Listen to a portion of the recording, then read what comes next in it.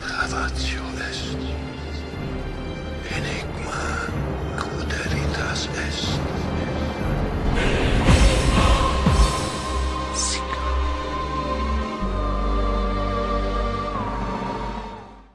I could tell from the trailers that the movie was going to be about Alita being a fallen angel.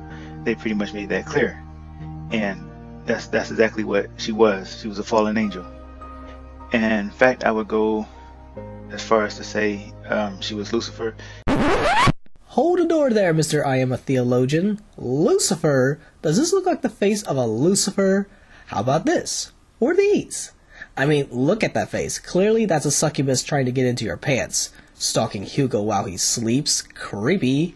Clearly this is an angel of light. Okay, to be fair, let's make Alita a Lucifer. Hit it, Inomine. Ich bin der Abgrund. Das Chaos. Mein Name ist Lucifer.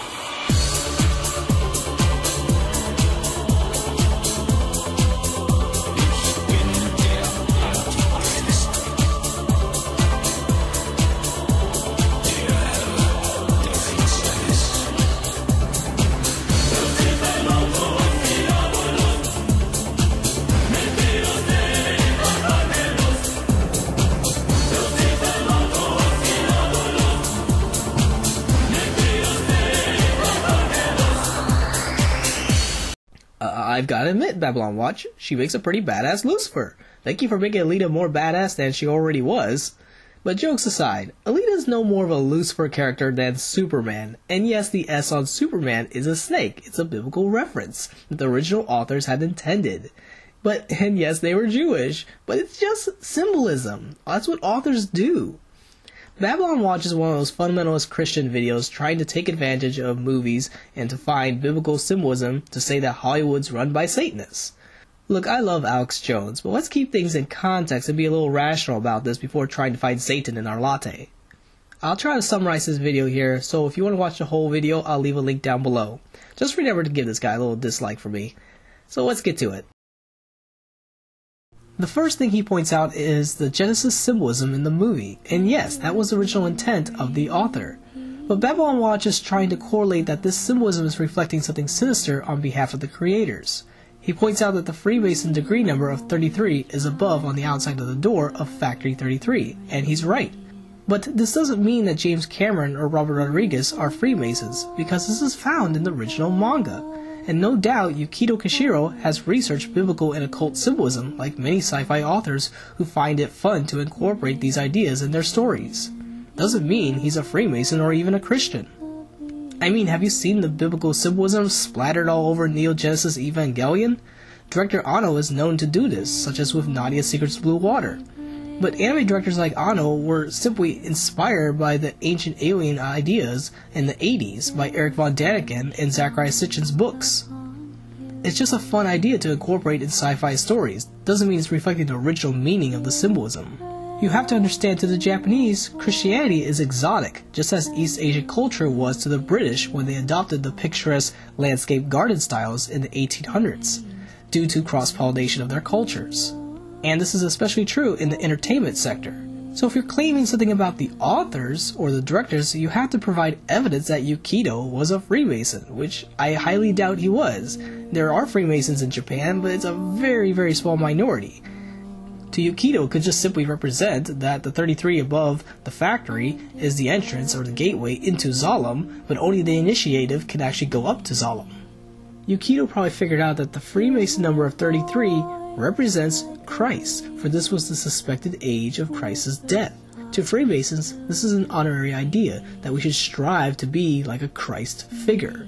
That's the whole point of these higher degrees, to become a better person. And what do you know? Yukito draws an image of Alita in a Christ position with a biblical reference of Judgment Day. And to the Freemasons, they use the word Lucifer in the old context of simply meaning light. Problem is, this is your symbolic interpretation of Lucifer meaning the Prince of Darkness or Satan or the Devil. But that may not be the original interpretation by the Freemasons. Jesus is symbolized as the light of the world. Does that mean that Jesus is a Lucifer? No, and this is the problem with symbolic interpretations. You have to know the original intent of the author or the organization's interpretation of a certain word. There is not more than one interpretation. There is the original interpretation of Yukido and of the Freemason organization, or religion you could argue. And yes, you're correct to say that Yukido intended for Alita to symbolize a fallen angel, but not in this all-powerful evil demonic spirit sense, but simply as a sinner or with bad karma. That is what makes her relatable to us as sinners.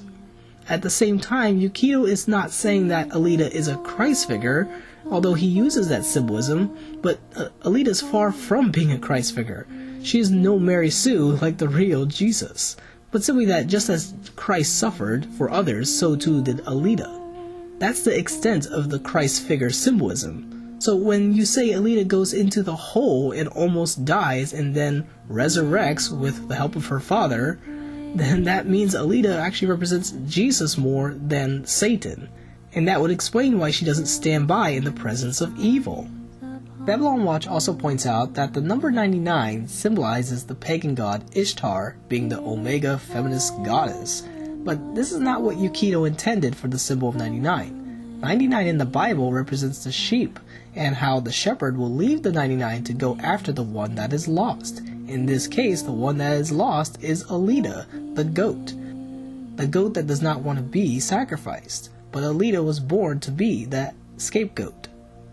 If she was fighting evil, then she cannot be of the kingdom of darkness, for no kingdom divided can stand.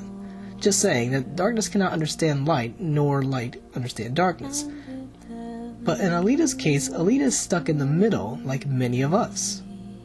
Babylon Watch also points out that Nova symbolizes God and Alita as Lucifer rebelling against God in Zalem. And yes, Zalem is used as a metaphor for heaven, but Yukido's point was that it was a false heaven, the false mercy. That's why she says, fuck your mercy, because Nova is a false god. First of all, the original manga, Nova was on the ground more so than in Zalem. It wasn't until later that he goes up to Zalem. And Nova's more of a sadistic anarchist who likes to see what makes people break down. Just like the Joker, he is more of a satanic figure than God. But Yukido never intended Nova to be like the character Trigon in DC Comics. The artistic depiction should fit the symbolism. Nova can actually be considered a victim of greater evil, so he can't even help himself from being evil. And so too is Alita a victim to the larger corrupted system of their world. The fall they're referring to in the movie is just the terraforming wars that collapsed the Sky Cities, not some supernatural abstract cosmic battle between yin and yang transcending dimensions, or even a supernatural event within history. This is just an event within their solar system, a natural event. So when you point out that Vector rather rule in hell than serve in heaven, he's just saying this because he knows what happens if you end up going to Zalem. It's just a simple metaphor, like you said. Vector never believed that Zalem was a heaven. In the manga, he was not made out to be this bad guy, just another person corrupted by the system. Vector was actually trying to protect Hugo by preventing him from going to Zalem by making it sound like it was very expensive in order to save his life, but without dashing his hopes. Hugo's infatuation with the false heaven got him killed. To Yukido, Zalem represents the attachment to materialism, which can corrupt us. Hugo failed to channel his motivation from the loss of his brother, who was also trying to get up to Zalem, but was killed by a hunter warrior like Alita. So his feelings for Alita were a little mixed, and that's why the relationship wasn't meant to work. Alita was infatuated with Hugo, and Hugo was infatuated with Zalem. You could say there was kind of a racial tension between the soft bodies and the hard bodies, because of a superiority difference. But Alita does channel her loss for Hugo to go find Nova, but it could also lead to her downfall again. I do agree with Babylon Watch that Alita can be argued to be a fallen angel, for which I made a whole video explaining why Alita could be considered an angel, so check that out. He goes on to try to find a Gnostic idea that humans are divine and we are trapped in this material world. Iron City represents that imprisonment, and the people cannot ascend up to Zalem where the gods reside. But Zalem's a material world, so I just don't think the comparison works here. Iron City and Zalem is like comparing a poor city to a rich city. It's more about a caste system. The basic point Kishiro was getting at is that she fell from the suspended city of Zalem due to a clandestine paramilitary operation. She was captured and then sentenced to death by falling from a grave sin she committed through carrying out the orders of a terrorist-like operation. So yeah, she was kind of the bad guy. At this time she was around 20 years old before she went dormant for over 200. The dilemma Kishiro was trying to get at here is, does the ends justify the means, and does the individual soldier or the agent bear any agency, even though they are just carrying out orders? Soldiers have to learn the rules of engagement, but there is still this dilemma when it comes to who bears the sin of murder, the state or the individual. This is one major dilemma that Japan faced after World War II. We also see this dilemma played out in the movie Hacksaw Ridge with Private Dawson, who is far more of a Christ figure than Alita. Alita could never be a conscientious objector like Private Dawson because of her programmed nature.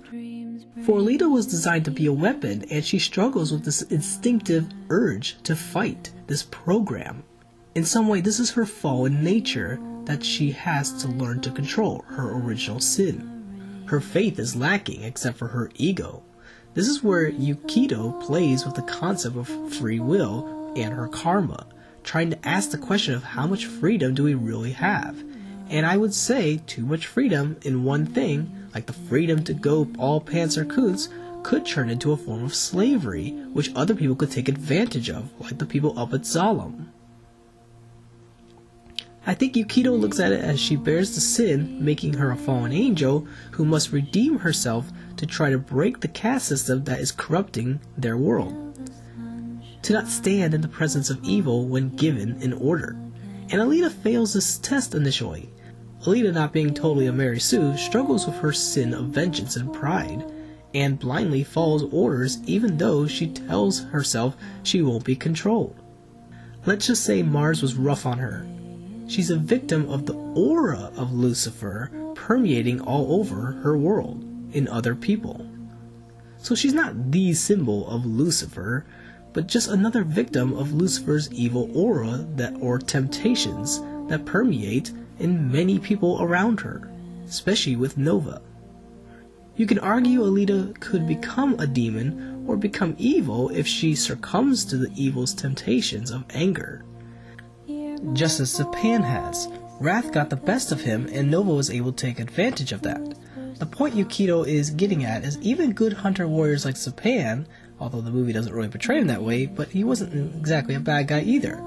He became evil, and Alita could fall into that same trap if she keeps holding on to the deaths of those she loved instead of moving on.